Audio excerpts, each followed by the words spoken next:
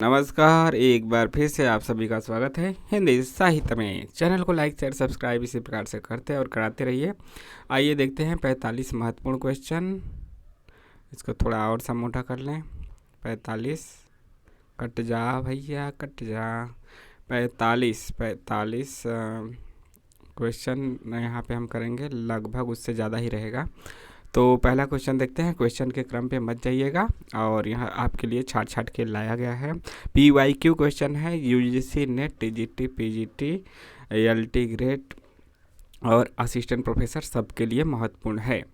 मुख्य रूप से यह क्वेश्चन आपका नेट एग्ज़ाम में आए हुए हैं।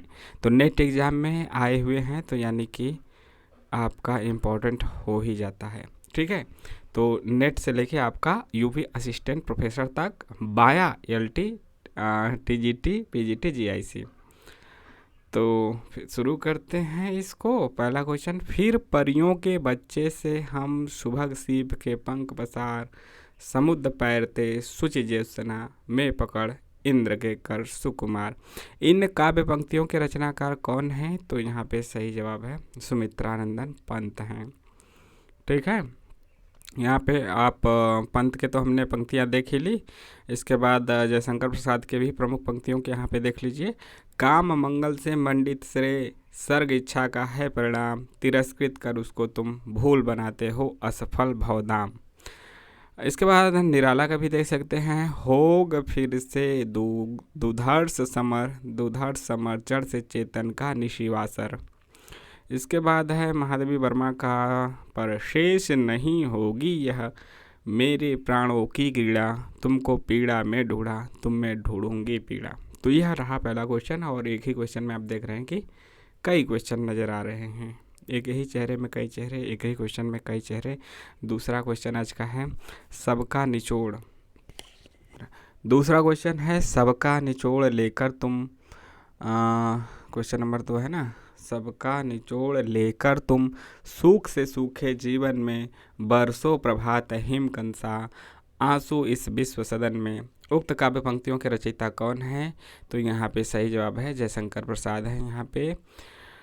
बाकी यहाँ पे हम लोग देख ही लेते हैं प्रमुख पंक्तियाँ जो किसकी किसकी है। जयशंकर प्रसाद का तो हमने देख ही लिया।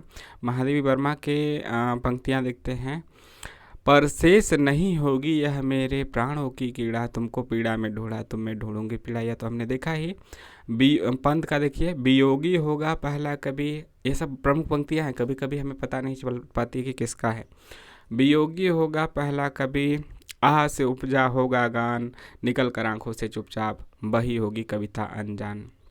निराला के देखते हैं। जागो फिर एक बार, शेरों की माद में आया आज स्यार, शेरों की माद में आया है आज स्यार। अगला क्वेश्चन है कौन सी रचना पंत की नहीं है? तो यहाँ पे युग मतलब पहले आंसर देख लेते हैं। कौन सा नहीं है? गीत गुंज नहीं है, युगपत अतिमा और उत्तरा है। ठीक है, और गीत गुंज यहाँ पे नहीं है। ठीक, गीत गुंज नहीं है। गीत गुंज किसका है? निराला का है। निराला की अन्य रचनाएं यहाँ पे यदि देखें तो इम्पोर्टेंट हो जाता है। निराला का गीत गुंज तो है ही, उसके अलावा आपका गीत गुंज 1954 का है। उसके अलावा अनामिका 1923, परिमल 1930, गीतिका 1936, तुलसीदास 1938, कुकुरमुत्ता 1942, अणिमा 1943, बेला 1946, नए पत्ते 1946, अर्चना 1950, आराधना 1953, सांध का कली 1969। अगला है जो पंत की रचना है, आप देखेंगे तो उच्छ्वास 1920 का है, ग्रंथि 1920, बीड़ा 1927, पल्लव 1928, गुंजन 1932, युगांत 1936, युगवाड़ी 1939, ग्राम्य 1940, स्वर्ण किरण 1947, स्वर्ण धूलि 1947, युगपथ 1949, उत्तरा 1949, अतिमा 1955, वाणी 1957, कला और बूढ़ा चाँद 1959, लोकायतन 1964, चिदम्बरा 1965, गीत हंस 1970, सत्यकाम 1975 का है। अब देखते हैं कौन सी रचना महादेवी वर्मा की है। तो यहाँ पे निर्जा है। वीणा निशा गीतिका नहीं है। वीरा देखिए सबका अलग अलग है। नीरजा 1935 का, महादेवी वर्मा का है। वीणा तो अभी अभी हमने देखा कि पंत का है 1927 का, और गीतिका भी अभी अभी हमने देखा कि निराला का है। और कब का है? 1936 का। तो वीणा, पंत, गीतिका, निराला। अगला क्वेश्चन है आपका, कहने को तो कह सकते हैं, कहने के तो कह सकते हैं। ये दूसरा हो गया, और यह तीसरा हो गया, और इसके बाद यह तीसरा तीसरा चौथा हो गया, और यह आपका पांचवा क्वेश्चन। ठीक है, आज का पांचवा क्वेश्चन। कहाँ जाऊँ? यह 5 ऐसे लिखा जाता है? सही से तो लिखिए सर। 5, अरे बाप रे।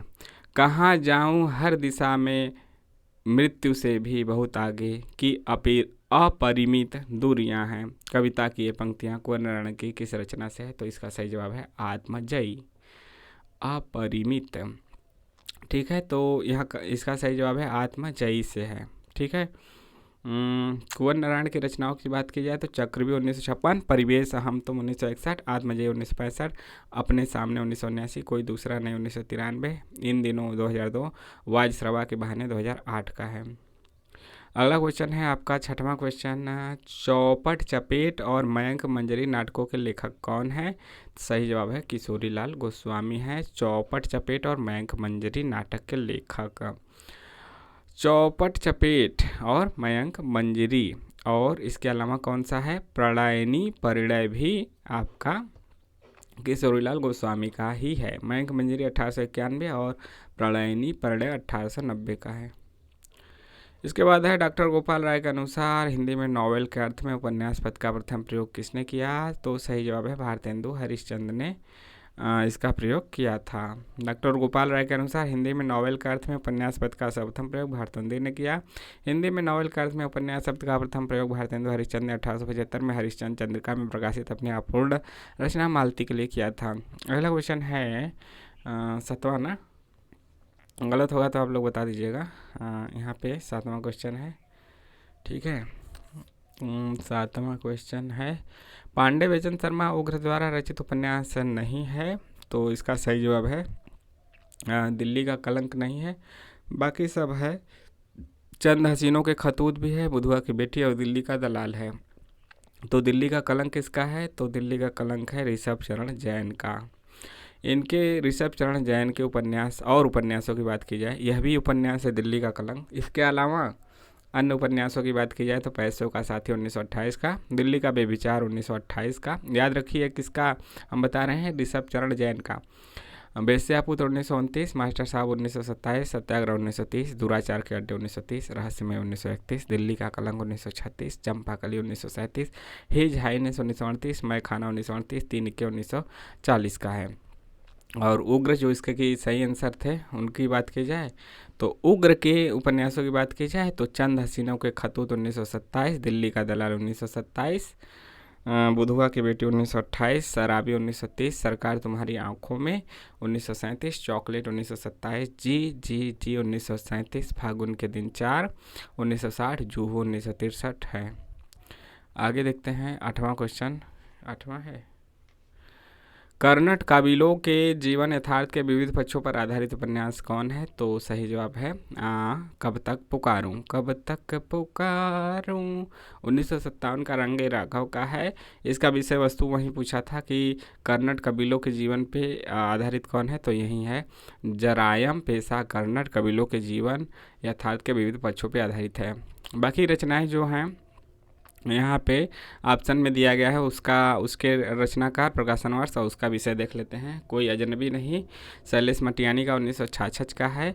इसका विषय पहाड़ी स्त्री, रामरती की भटकन एवं मनोदशा का वर्णन है। नरक कुंड में वास जगदीश चंद का है, 1994 का है। इसमें पंजाब के ग्रामीण दलित जीवन पे यह आधारित उपन्यास है। किस्सा गुलाम रमेश चंद्र शाह का है, 1986 का। इसमें कथानायक विनायक के आकांक्षाओं और सपनों के बनने टूटने का इसमें चित्रण किया गया है।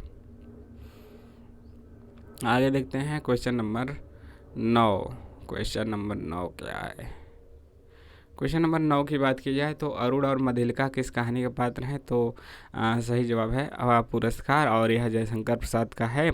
जयशंकर प्रसाद के कहानियों की बात की जाए तो अशोक हो गया, आकाशदीप हो गया, आकाशदीप, चित्तौड़ का उद्धार, पत्थर की पुकार, उस पार का योगी, उस पार का योगी, ठीक है। इसके बाद चंदा, देवदासी, उस पार का योगी, चंदा, ठीक। चंदा है, देवदासी है, ममता है, खंडहर की लिपि, घीसू, चूड़ी वाली, बिसाती, सालवती, गुंडा, छोटा जादूगर, ग्राम इत्यादि इनकी रचनाएं हैं, कहानियाँ। ग्राम याद रखिए 1911 में जयशंकर प्रसाद की पहली कहानी मानी जाती है, और सालवती 1936 में आखिरी कहानी मानी जाती है।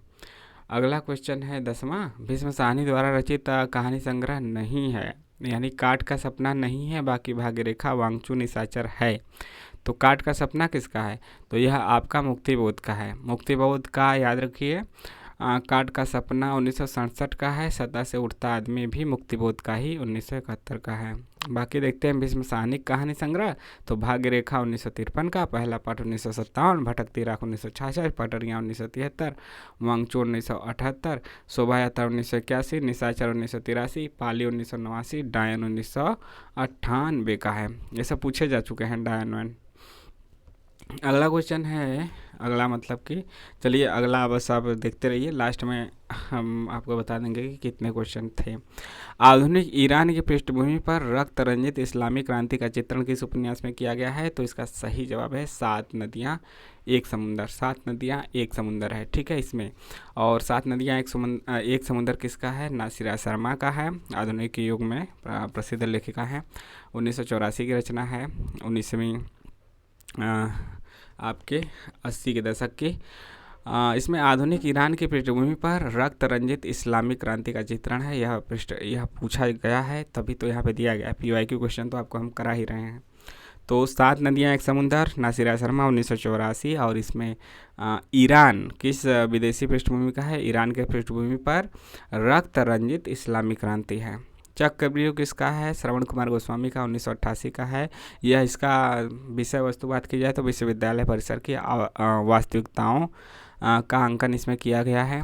अगला जो है धूप छाही रंग, जो ऑप्शन में है उसी को बता रहे हैं। धूप छाही रंग गिरीश अस्थाना का है, 1970 का। इसमें द्वितीय विश्व युद्ध कब हुआ था? 1939 से 45 के बीच। तो द्वितीय विश्व युद्ध और दफ्तर की जिंदगी का बड़े पैमाने पर इसमें चित्रण हुआ है। किस्सा लोकतंत्र किसका है? विभूति नारायण राय का। कब का? 1993 का। जैनेन्द्र कुमार द्वारा रचित कहानी संग्रह नहीं है, नहीं पूछ देता है तो वह क्वेश्चन हो जाता है कठिन। इंसान के खंडहर नहीं है, जबकि नीलम देश की राजकन्या, पाजेब और वातायन किसकी कहानी संग्रह है? जैनेन्द्र का। तो इंसान के खंडहर नहीं है, तो यह किसका है? इंसान के खंडहर 1950 का है। इसके लेखक मोहन राकेश हैं। मोहन राकेश के अन्य कहानी संग्रह भी देखते हैं। इंसान के खंडहर 1950 का है। नए बादल 1957 का, जानवर और जानवर 1958, एक और जिंदगी 1961, फौलाद का आकाश 1966 का है। अब लेखक जो जैनेन्द्र है उनके कहानी संग्रह क्या है? फांसी है 1929, वातायन 1931, दो चिड़िया 1934, एक रात 1935, नीलम देश की राजकन्या 1938, ध्रुव यात्रा 1944, पाजेब 1940, जय संधि 1948। अगला क्वेश्चन है, बड़ा क्वेश्चन देख के घबराइएगा नहीं, ऐसे ही आएगा तो आपको फंसा देगा। वैदिक सूत्रों के गरिमामय उद्गम से लेकर लोकगीतों के महासागर तक जिस अविच्छिन्न प्रवाह की उपलब्धि होती है, उस भारतीय भावधारा का मैं स्नातक हूँ। उपर्युक्त विचार विद्यानिवास मिश्र ने अपने किस निबंध संग्रह की भूमिका में लिखे हैं? तो यह क्वेश्चन है, इसका सही जवाब है चितवन की छाह में इन्होंने यह अपना विचार लिखा है। डीप क्वेश्चन है। तो इसका आंसर याद रखिए। और विद्यानिवास मिश्र के निबंध संग्रहों की बात की जाए तो यहाँ पे देखते हैं प्रमुख निबंध संग्रह: चितवन की छाह 1953, हल्दी दूब 1955, कदम की फूली डाल 1956, तुम चंदन हम पानी 1957, आंगन का पंछी और बंजारा मन 1963, मैंने सील पहुँचाया 1966, बसंत आ गया पर कोई उत्कंठा नहीं 1972, मेरे नाम का मुकुट भीग रहा है 1974, नेट के सिलेबस में लगा हुआ निबंध। परंपरा बंधन नहीं 1976, कटीले तारों के आर पार 1976, कौन तू फुलवा बीन निहारी 1980, निज मुख मुकुर 1981, भ्रमरानंद के पथ 1981, तमाल के झरोके से 1981, अस्मिता के लिए 1981, संचारणी 1982, अंगद की नीति 1984, लागो रंग हरी 1985, गांव का मन 1985, निरंतर और चुनौती 1988, शेफाली झर रही 1989, भाव पुरुष श्री कृष्ण 1990, सो अहम 1991, जीवन अलम में है जीवन सौभाग्य है 1991, देश धर्म और साहित्य 1992, नदी नारी और संस्कृति 1993, फागुन दुई रे दिना 1994, शीरीष की याद आई 1995, भारतीय चिंतन धारा 1995, साहित्य का खुला आकाश 1996, लोक और लोक का स्वर 2000, रथ यात्रा 2002, गिर रहा है आज पानी 2001, स्वरूप विशर्मा स्वरूप विमर्श 2001 का, गांधी का करुण रस 2002, थोड़ी सी जगह दे 2004, कितने मोर्चे 2007, साहित्य के सरोकार 2007 का है। तो यहाँ पे हमने देखा विद्यानिवास मिश्र के निबंध संग्रह नेट के सिलेबस में लगे हैं, इसलिए आप इनको जरूर, इनके सभी रचनाएं बार बार पूछी भी जाती हैं, तो निबंध संग्रह को जरूर याद रखें। अगला क्वेश्चन है, अज्ञे ने शेखर के संदर्भ में अपने किस निबंध में स्वीकार किया कि ज्यो क्रिस्ताब के अनवरत आत्मशोध और आत्म साक्षात्कार का जो चित्र रोला ने प्रस्तुत किया उससे कुछ अवश्य प्रेरणा मिली। तो अज्ञे ने शेखर के संदर्भ में अपने किस निबंध में, तो आत्मनेपद निबंध में यह इन्होंने प्रस्तुत किया। आत्मनेपद कब का है? 1960 का है। ज्या क्रिस्ताब के अनवरत आत्मशोध और आत्म साक्षात्कार का जो चित्र रोला ने प्रस्तुत किया उसके कुछ अवश्य प्रेरणा इन्हें मिली है। किसमें? आत्मनेपद 1960 वाले निबंध में। आगे की निबंध संग्रहों की बात करें तो त्रिशंकु 1945, सब रंग और कुछ राग 1956, आत्मनेपद 1960, आल बाल 1971, लिखी कागत कोरे 1972, भवंती 1972, अंतरा 1975, अद्यतन 1977, जोग लिखी 1977, स्रोत और सेतु 1978, युग संधियों पर 1982 का है। इसके बाद धार और किनारे 1982, कहाँ है द्वारका 1982, केंद्र और परिधि 1984, छाया का जंगल 1984, सर्जना और संदर्भ 1985, स्मृति छंदा 1989, संवत्सर 1978 का है। अगला क्वेश्चन देखते हैं, आज इस पराजय की बेला में सिद्ध हुआ झूठी थी सारी अनिवार्यता भविष्य की, केवल कर्म सत्य है, मानव जो करता है इसी समय उसी में निहित है भविष्य, युग युग तक का। अंधा युग नाटक का संवाद। अंधा युग को गीति नाट्य क्यों कहा जाता है? क्योंकि इसमें मतलब यह मुक्तक है, यानी कि इसको आप गा के मतलब ऐसा गद्य जिससे कि गाया जा सके, मतलब गीत गाते हुए गद्य को पढ़ा जा सकने वाला जो गद्य रहता है उसे गीति नाट्य कहते हैं। तो अंधा युग नाटक और मुक्त भी रहता है, ठीक है। तो मुक्त रहता है लेकिन थोड़ी सी लयबद्धता रहती है। तो अंधा युग नाटक उक्त संवाद किस अंक से उद्धृत है? सही जवाब है पशु का उदय से। यह आप कब कर पाएंगे? जब सभी अंकों का नाम याद रहेगा। तो कौरव नगरी, गांधारी का श्राप, इनसे भी यह पंक्ति तो यहाँ पे दे दिया कि यह नाटक का उक्त संवाद किस अंक से है, तो यहाँ तो हमने बता दिया कि अंधा पशु का उदय से है। लेकिन बाकी यदि कोई और दे दे तो उसको कैसे करेंगे? यहाँ पे कुछ दिया गया है, यहाँ पे आप देख लीजिए, क्योंकि पढ़ने में ज़्यादा टाइम लगेगा, फिर भी पढ़ ही देते हैं, कम ही क्वेश्चन करते हैं, पढ़ ही देते हैं, ठीक है। कुरुक्षेत्र से कुछ भी खबर न आई, जीता या हारा बचा खुचा कौरव दल, जाने किसकी लोथों पर जा उतरेगा यह नरभक्षी गिद्धों का भूखा बादल, अंतपुर में मरघट की सी खामोशी, कृष्ण गांधारी बैठी है शीश झुकाए, सिंहासन पर धृतराष्ट्र मौन बैठे हैं, संजय अब तक कुछ भी संवाद न लाएं। तो यह कहाँ से है? कौरव नगरी वाले अंश से है। इसके बाद है गांधारी का श्राप, और जब पुत्र वह पराक्रमी यशस्वी है, संजय चलो वहीं रहने दो यीशु को, पुत्र कहीं छिप जाओ प्राण बचाओ, अब तुम ही हो आश्रय अपने अंधे पिता वृद्ध माता के। न न न, इसके बाद पशु का उदय से है आज इस पराजय की बेला में युग युग तक का। इसके बाद प्रभु की मृत्यु है वाले अंश में क्या कहा गया है, तुम जो हो शब्द ब्रह्म अर्थों के परम अर्थ, जिसका आश्रय पाकर वाणी होती है व्यर्थ है तुम्हें नमन, उन्हें नमन करते आए हैं जो निर्मल मन सदियों से लजीला का गायन। तो यहाँ पे देखते हैं हम लोग 20 क्वेश्चन ही करेंगे ताकि अच्छे से करें और बहुत लंबा भी ना हो। समझदारी आने पर यौवन चला जाता है, जब तक माला गुथ जाती है फूल कुमला जाते हैं। जयशंकर प्रसाद कृष्णचंद्र गुप्त नाटक का उक्त संवाद किसके द्वारा बोला जाता है, तो सही जवाब है यह विद्वान चाणक्य महापंडित। तो यह चाणक्य ही बोल सकते हैं और यह चाणक्य का ही कथन है। इसके बाद सिंहरण का एक कथन देख लीजिए, अतीत सुखों के लिए सोच क्यों, अनागत भविष्य का डर क्यों, वर्तमान को मैं अपने अनुकूल बना ही लूँगा। इसके बाद है चंद्रगुप्त का आर्य संसार भर की नीति और शिक्षा का अर्थ मैंने यही समझा है कि आत्मसम्मान के लिए मर मिटना ही दिव्य जीवन है। अगला क्वेश्चन देखते हैं, काव्य शोभाया करतारो धर्मगुणा, यह किस आचार्य की युक्ति है, तो यह उक्ति है वामन की। और आचार्यों की क्या क्या युक्तियाँ हैं, जैसे विश्वनाथ की तो सुख दुखात्मक को रसः। इसके बाद मम्मट का है तद दोषो शब्दार्थो सगुणावलंकृति पुनः क्वापि। आनंदवर्धन का है स हृदय हृदयाल्लादीश शब्दार्थमय त्वमेव काव्य लक्षणम।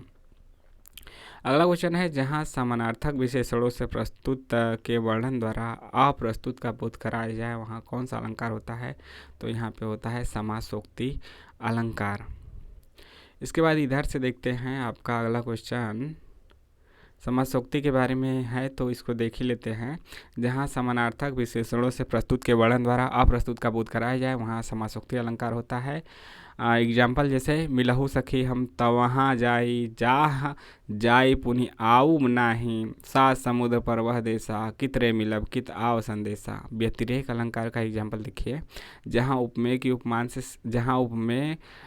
उपमान से श्रेष्ठ बताया जाए उसका कारण भी दिया जाए वहाँ व्यतिरेक अलंकार होता है। जैसे कि कुंदन को रंग फीको लगे, झलकै अति अंग निचारु गुराई, आँखिन में अलसानी चितौन में मंजू विलासन की सरसाई।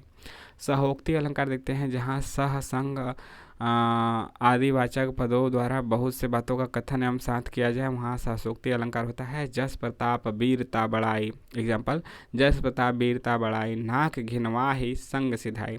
बिनोक्ति अलंकार देखते हैं, जहाँ बिना रहित आदि शब्दों की सहायता से एक बिना दूसरा पदार्थ शोभित अथवा अशोभित कहा जाए वहाँ बिनोक्ति अलंकार होता है। जैसे कि जिय बिनु देह नदी बिनु वारी, तह से ही नाथ पुरुष बिनु नारी। जीव बिनु देह नदी बिनु वारी, तय से ही नाथ पुरुष बिनु नारी। अगला क्वेश्चन है, मैं साहित्य को मनुष्य की दृष्टि से देखने का पक्षपाती हूँ, किस आचार्य की उक्ति है, तो यहाँ पे हजारी प्रसाद द्विवेदी का है कि मैं साहित्य को मनुष्य की दृष्टि से देखने का पक्षपाती हूँ। और एक यहाँ पे महावीर प्रसाद द्विवेदी का देखिए, अंतःकरण की वृत्तियों के चित्र का नाम कविता है, यह किसका कथन है, महावीर प्रसाद। और शुक्ल का देखिए, कविता का अंतिम लक्ष्य जगत के मार्मिक पक्षों का प्रत्यक्षीकरण करके उनके साथ मनुष्य हृदय का सामंजस्य स्थापन है। नंद दुलारी वाजपेयी का देखिए, काव्य तो प्रकृति मानव अनुभूतियों का नैसर्गिक कल्पना के सहारे ऐसा सौंदर्यमय चित्रण है जो मनुष्य मात्र में स्वभावतः अनुरूप भावोच्छ्वास और सौंदर्य संवेदना उत्पन्न करता है। अगला क्वेश्चन है, किस आचार्य ने अलंकार को काव्य की आत्मा मानकर रस का महत्व गौण कर दिया, तो इसका सही जवाब है भामा ने। किसने, भामा ने।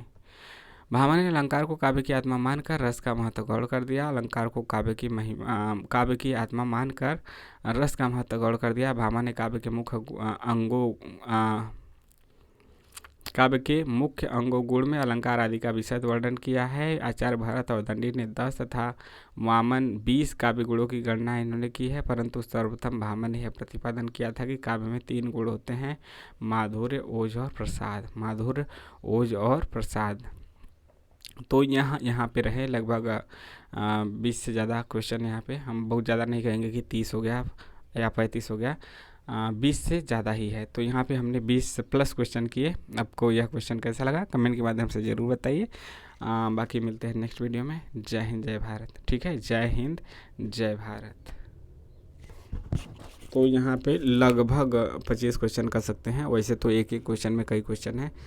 तो यहाँ पे हमने 20 से ज़्यादा क्वेश्चन किए। चैनल को सब्सक्राइब, लाइक, शेयर करते रहिए। बाकी बचे हुए क्वेश्चन इसी प्रकार से छोटे छोटे क्वेश्चन 20 क्वेश्चन 25 क्वेश्चन आपके सामने लाते रहेंगे। मिलते हैं नेक्स्ट वीडियो में। जय हिंद।